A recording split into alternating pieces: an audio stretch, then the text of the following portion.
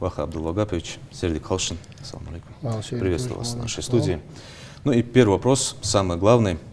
Как мы все знаем, по инициативе главы Ингушетии, отныне для вступления в брак для вступления в религиозный брак необходима справка об отсутствии СПИД, ВИЧ и наркозависимости. Когда все-таки новые требования вступят в силу?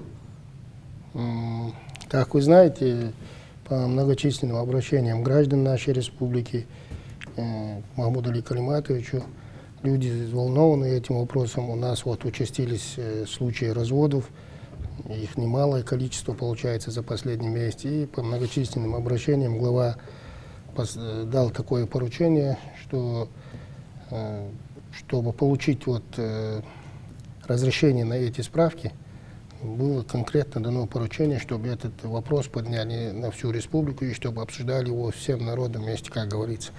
Мы выехали в Малгобекский район, Сунжинский район, ну, все населенные пункты республики мы проехали, поговорили с людьми, с духовенством. Сходы граждан провели. И сходы граждан провели, и с турками, с тамадами, кто официально у нас занимается вопросами бракосочетания исламского. И вот на этой неделе мы должны получить протокольное со всех этих наших сельских поселений, со всех городов, районов мы получим. Это будет своего рода согласие, да? Да, протокольно, если мы получим согласие всего населения, то есть большинства населения, так скажем. Но я думаю, население все нашей республики готово поддержать это предложение. Мы когда на места выезжали, у нас проходили люди очень преклонного возраста, люди за 90 лет, которые озабочены этим. Так я могу сказать про случай в Сунжинском районе. Там пришли такие уважаемые старики наши, которые чуть-чуть и поругали нас, конечно, что мы опоздали с этим вопросом. Давно надо было. Да, попросили поблагодарить главу. Ну, я думаю, где-то в сентябре месяце мы начнем вводить, если вся республика поддержит, в середине сентября, я думаю, мы уже конкретно решим вопрос, чтобы при бракосочетании родственники молодых получали эти справки. Здесь имеется в виду религиозный брак, да? Да, религиозный брак имеется в виду. Как вы знаете, на Кавказе религиозный брак это у нас как бы основной считается. Если люди в ЗАГС приходят обычно через год, могут прийти, могут через полгода прийти. С ЗАГСом не спешать, как говорится. А вот религиозный брак это обязательно. Поэтому я думаю, где-то к середине сентября мы получим конкретно уже протоколы со всех сельских поселений, из городов.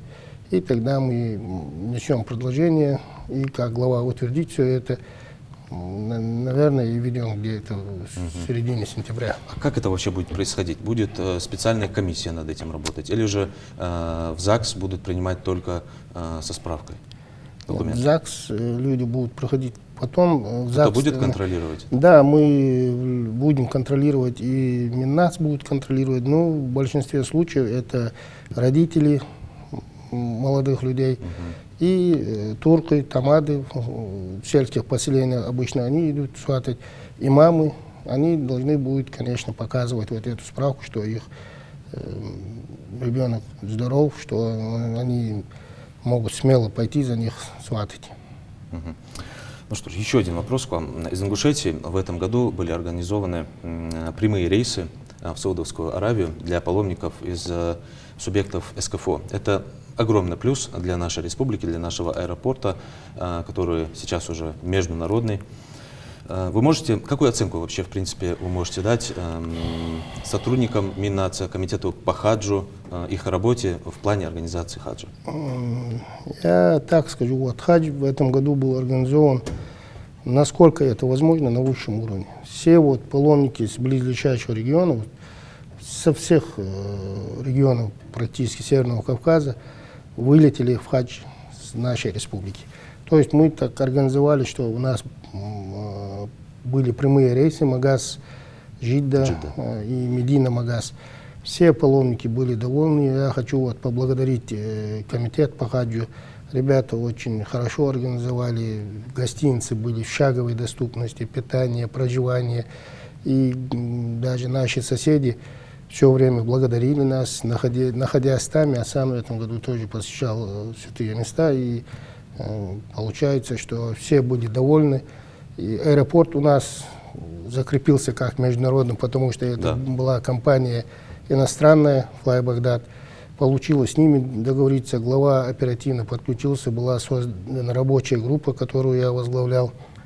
И хочу еще, пользуясь случаем, поблагодарить всех сотрудников силового блока, ФСБ, пограничников,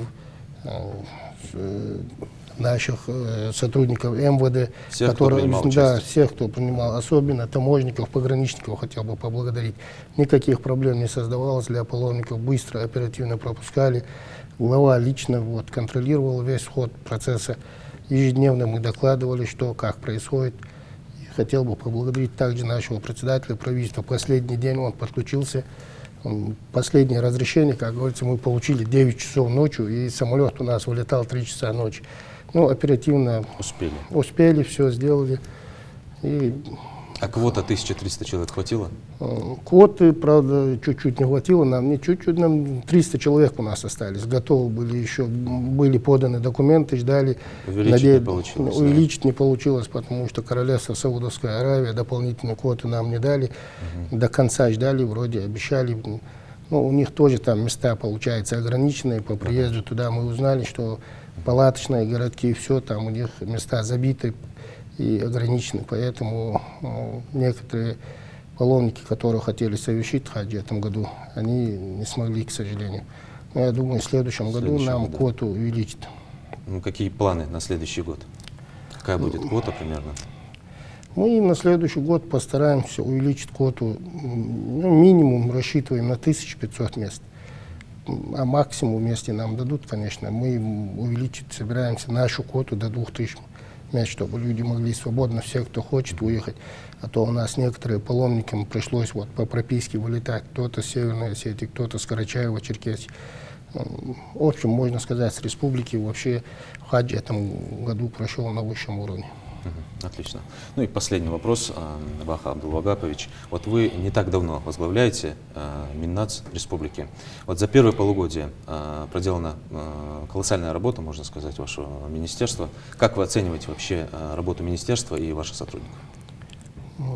Работу министерства мы с каждым днем... Можете похвалить кого-то? Ну, у нас все сотрудники компетентные, мы так думаем. У нас коллектив подтянулся очень сильно за последнее время. Они проходят конкурсы, вот эти всякие, проходят переподготовку, выезжают разные субъекты республики. Вот вчера проходил форум в Грозном, туда мы отправили наших сотрудников. В целом работа у нас в республике, я думаю, республика у нас является многонациональной, по сути. Да. У нас вообще в республике образованы и функционирует 16 национально-культурных автономий. Мы с ними тоже тесно сотрудничаем, внешние связи поддерживаем со всеми соседними республиками. Я думаю, второе полугодие мы еще больше постараемся дать результат нашей работы, что люди хотят видеть результат, и мы постараемся этот результат сделать. Я думаю, до конца года у нас пройдут еще много духовно-нравственных, воспитательных форумов. Общаемся постоянно с нашими представителями культурных, этнических автономий. Они тоже всегда нас поддерживают, на всех наших мероприятиях участвуют.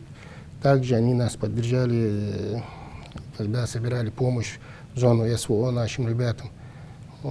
Вроде у нас получается, и глава не похвалил нас так, но сказал, что надо подтягиваться, надо работать. Отлично.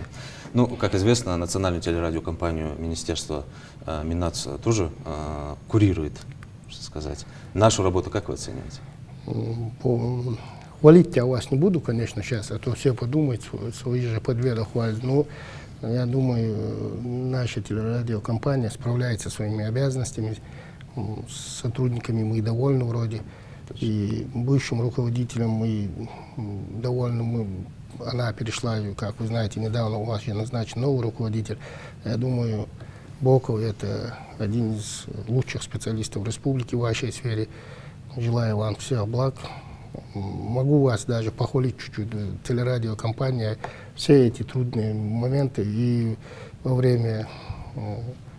коронавируса и по остальным событиям везде отработало, я скажу, хорошо. Очень приятно. Спасибо. Спасибо огромное. Желаю вам успехов, удачи в вашей работе. Башкулов. Благодарю.